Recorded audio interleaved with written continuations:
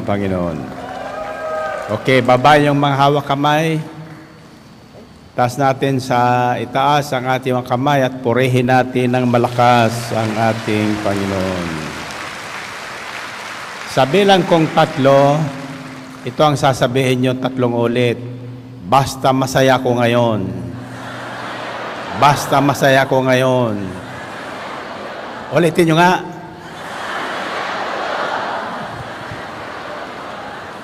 Sino ang masaya ngayon? Ngayon lang yan, ha? Mamaya-maya, pag-uwi nyo, may problema na. Kahit may problema, masaya pa rin ang buhay na kaugnay kay Kristo. Okay, taas ang kamay. 1, 2, 3.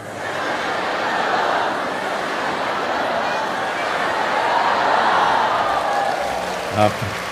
Purihin ang Panginoon. Okay, taas ang kamay nyo.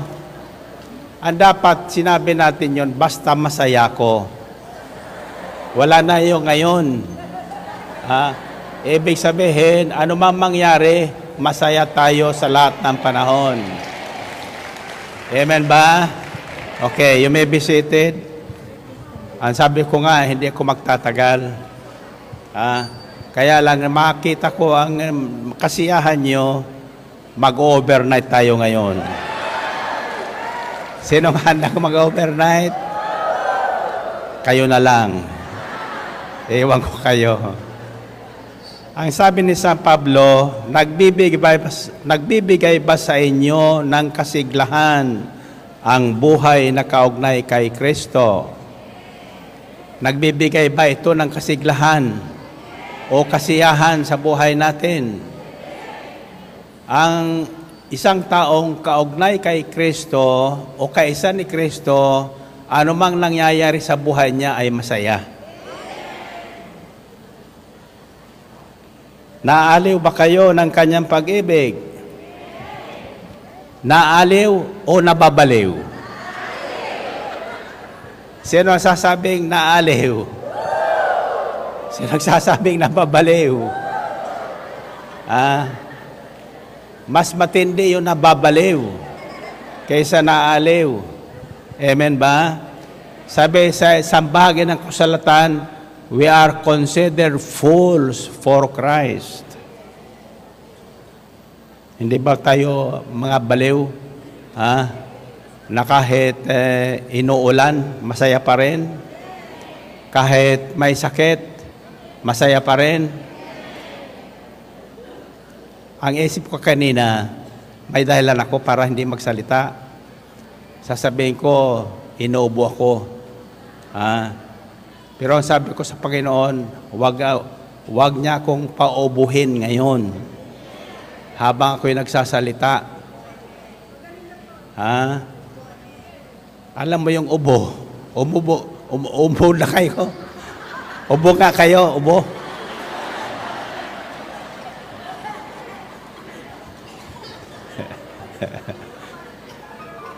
Kaya kayo niubo sapagkat kayo umuubo.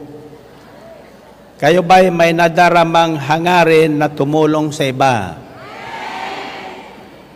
Kung gayon, lubusin ninyo ang aking kagalakan, maghari sa inyo ang pagkakasundo, mabuklod kayo ng iisang pag-ibig at maging isa kayo sa puso't diwa.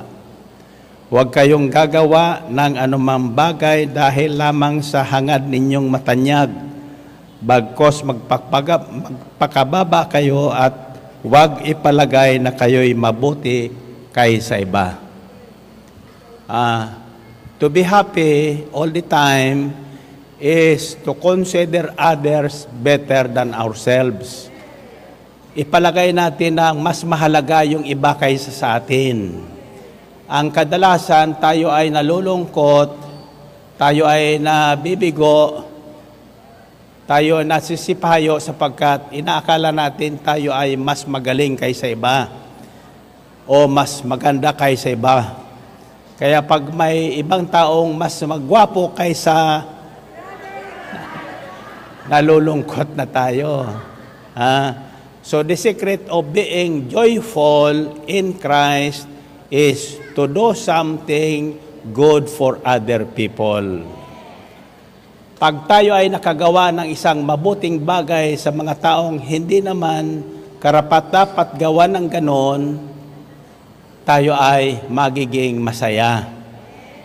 At wag tayong gagawa ng isang bagay na para tayo ay matanyag lamang o makilala. Mabuti na yung hindi kakilala masyado. Isang araw, nung simula pa ng ating ministering ito, wala pa sa television tayo. Sa radyo pa lang.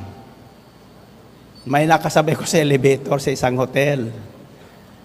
Nakikinig pa rin yun sa DWXI. Sabi niya, alam mo, may napakinggan akong programa kagabi sa radyo. Pero ang yabang nung salita. Anyabang niya.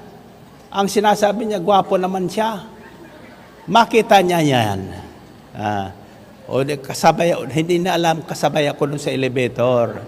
Kaya masaya pala yung hindi ka masyadong kilala. Sapagkat pag-usapan ka man, hindi ka masasaktan. Amen ba? Ngayon, na nasa television na tayo, nasa Tubyo, nasa Facebook, yung makikita ko for the first time, kayo ba yung nakikita ko sa Facebook? May Facebook ba kayo? Kako wala. Ako yung taong walang Facebook, walang cellphone. Bakit anya nakikita ko ang mukha mo sa Facebook? Mukha mayroon ako. Facebook wala ko. Amen ba? Now, tandaan nyo ito, isang bagay lang. To be united with Christ, there are so many blessings that is awaiting us. Pag tayo ay nakipag-isa kay Kristo, marami tayong pagpapalang dapat angkinin o tanggapin buhat sa Kanya. Sasabihin ko lang ang iilan. Ito madalang tandaan ayon sa ating tinunghayang sulat ni San Pablo Apostol sa kanyang kapatid sa pananampalataya. The first blessing that a man receives or a person receives from being united with Christ, iba yun po yung kilala si Kristo kaysa kaisa ni Kristo. Maraming tao kilala si Kristo, naniniwala kay Kristo, pero ayaw makipag-isa kay Kristo. Bakit? Bakit?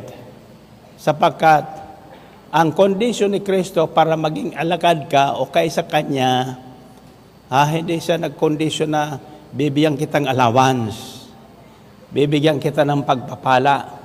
Kundi ang kondisyon niya, if you want to be my disciple, you must deny yourself. Una sa lahat, itatwa mo ang iyong sarili, unahin mo ako, at ang sino mang inuuna pa yung kanyang anak, kanyang magulang, kanyang kapatid, kanyang kaibigan at kanyang sarili, kaysa unahin ang utos ni Kristo, ay walang karapatang maging kaisa ni Kristo. Amen ba? Anong klaseng invitation yun? It is an invitation of discouragement. Pag sinabi sa iyo yun, sasama ka ba? Ang tanong ko ay, anong pinakamahirap na utos sa Biblia? Anong pinakamahirap na utos? Bahalin daw kaaway. Ito ang mahirap na utos. May kakabit ko ito doon uli sa binatang mayaman, natatandaan niyo yung binatang mayaman na lumapit sa Panginoong Hesukristo at nagtatanong anong dapat niyang gawin para magkaroon ng buhay na walang hanggan. Sinabi niya, sabi ni Jesus, alam mo kautusan, huwag kang papatay, huwag kang mangulo niya, igalang mo ang nanay, tatay mo, etc., etc. Ang sabi ng binata, ayan, wala akong nilabag dyan. tiningnan siya ng magiliw ng Panginoon at totoo naman yung sinabi ng binata. Sabi niya, ngayon, kung ibig maging ganap, kulang ka ng isang bagay. Ano ang kulang sa kanya? Ha? Marami na tayo narinig dyan, binahagi ko sa inyo yan. O isang nasasabi sa Biblia, umuwi isang malungkot dahil, mayaman talaga siya. Ayaw niyang pamahagi yung kanyang kayamanan. Pero mayroon ko nakitang isang bagay doon na maaring ikinalungkot niya. Madaling mamimigay ng kayamanan, sa totoo lang. Ano ba na maibigay niya yung kalahati noon? Pero may sinabi ang Panginoon doon, ang sabi niya, then come and follow me. Pagbili mo ang iyong mga ari-arian, ipamigay sa mga dukha, sa mga taga-Elsaday ang pinagbilhan, at pagkatapos, bumalik ka at sumunod sa akin. Ano ang nahirapan siya doon? Bakit siya umalis sa malungkot? Ha? Lakasan nyo. Pagsunod. Pagsunod. Iyan ang pinakamahirap na utos sa Biblia. Iyan ang hindi nasunod ng unang tao ni Eva at ni Adan. Sapagkat ayaw nilang sumunod. By nature, ang tao ay masuwayin. Pag naglabas ka ng patakaran, gagawa siya ng dahilan para lang malabag at hindi masunod ang iyong patakaran. Amen ba? Simple namang inutos ng Diyos sa kanya ikabubuti, di ba?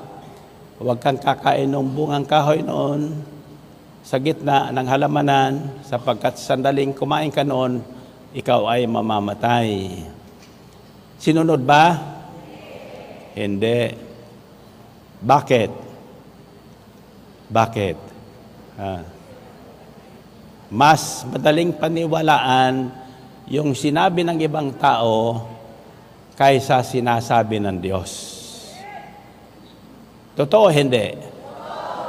So ang isang taong kaisa ni Kristo ay hindi po nahirapang sumunod kay Kristo. Kaya ang buhay niya ay laging masigla. Laging masaya. Sapagkat may pagpapaliban ang lahat ng bagay, wag lamang si Kristo ang ipagpaliban natin. Amen ba? So ang isang pinakamahirap na utos sa Biblia ay ang sumunod kay Kristo. Sapagkat may kondisyon si Jesus. Kung ibig mong makasunod sa akin, iwan mo ang lahat ng bagay na mahalaga sa buhay mo, unahin mo ako. Sa akin ka muna sumama. Huwag nun sa misis mo. Ba? Ang sabi ng misis, pag hindi ka umuwi dito, lagot ka sa akin.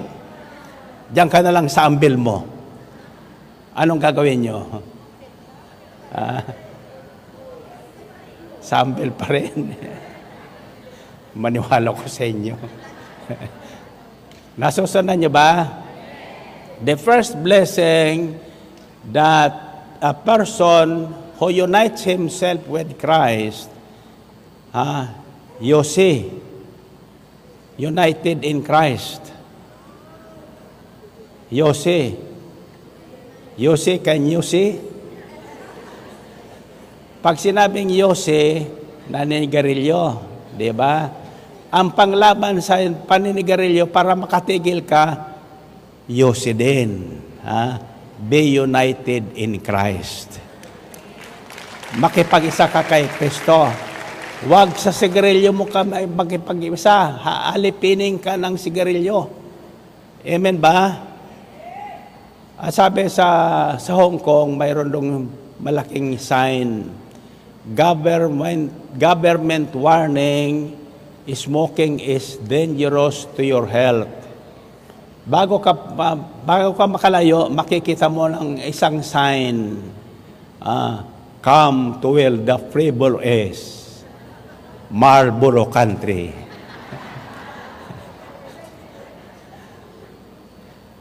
Natatandaan yon? Sa mundo, maraming attraction. But the first thing that you receive from being united with Christ is easy. E, as in employment. Magkakaroon ka ng employment.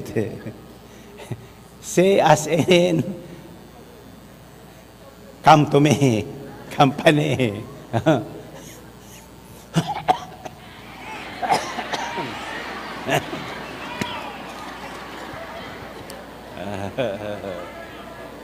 Ibig sabihin yan, sa Sabado lang tayo. Anong ibig sabihin ng easy? Encouragement. E stands for encouragement. C stands for comfort. May encourage ka, anumang mangyari sa buhay mo, you will be encouraged to go on. Walk on, with faith in your heart, and you'll never walk alone. You'll never walk alone.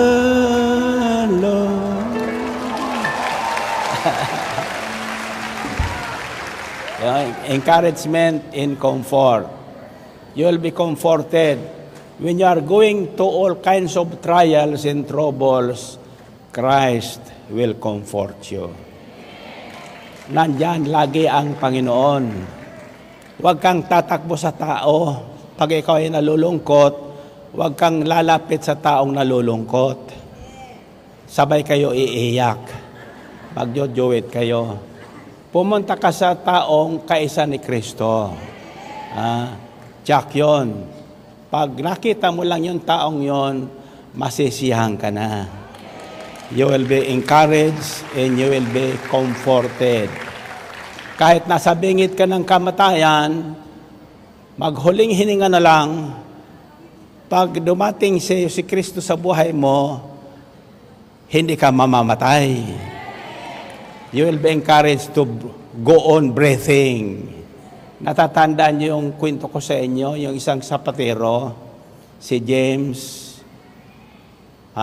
tuwing tanghali, iiwan niya yung kanyang shop, pupunta doon sa simbahan, at sasabihin niya doon sa Kristo nakapako sa cross, Jesus, it's me, Jim.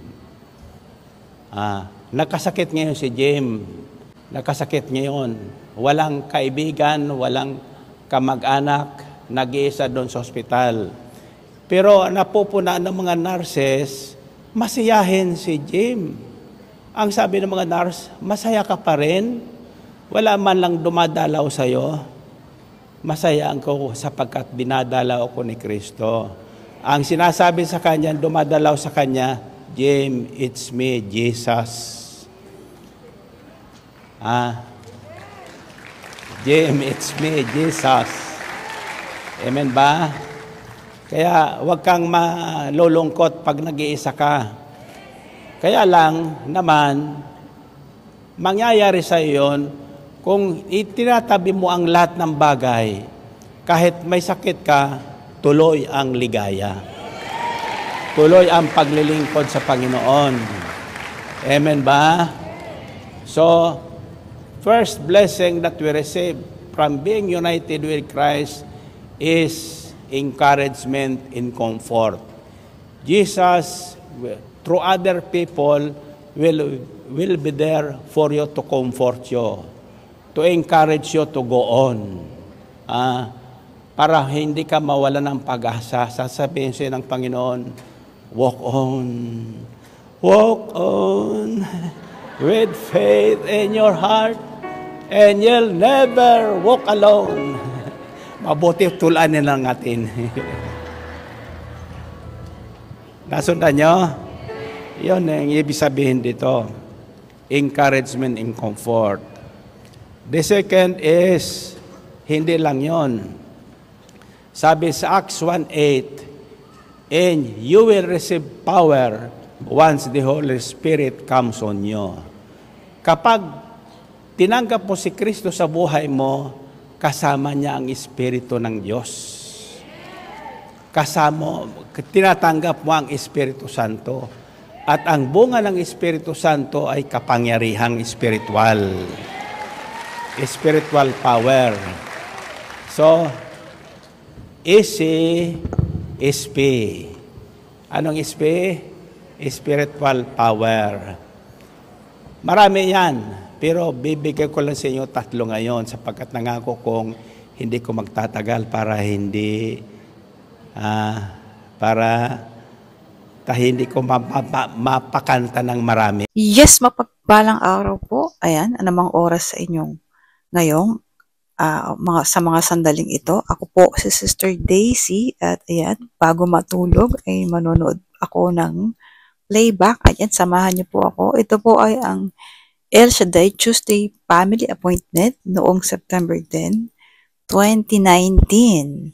At ang ginamit po ay ang Bible verse na Pilipos chapter 2 verse 1 to 2. At dito nga po sa episode ng gawain na ito ay umawit po ang ating punong lingkod na You Never Walk Alone. Ayan, pagkasama po natin si Kristo ay hindi po tayo mag-iisa at may naibahagi rin po siya ritong kwento ni Jim.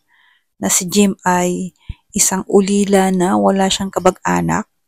Pero nung siya ay na-ospital, kahit walang dumadalaw sa kanya, siya ay masaya pa rin dahil kasama niya si Kristo. Ayan. Kahit ano pong pagsubok ang daanan natin, basta kasama natin ang Panginoon, tayo ay magiging okay pa rin. Diba? Amen po. At ayan po ang buong video ay nasa comment section. Ayan, panoorin po natin ng buo ang episode na ito sa Delta Broadcasting System. Ayan, maraming salamat mga ka-pray partners. At muli po nag-aanyaya. Ang ating gawain ay every Tuesday and Saturday. At meron po tayong gawain sa Amor Solo sa Monday, Wednesday, Thursday, and Friday po yan. Huwag po tayo magsawa, dumalo, makinig sa ating Panginoon, sa kanyang mga salita, sa pamamagitan ng ating mga preacher disciple preacher, at syempre sa ating punong lingkod, Brother Mike Velarde. Ayan, maraming salamat, ka-pray partners. God bless us all.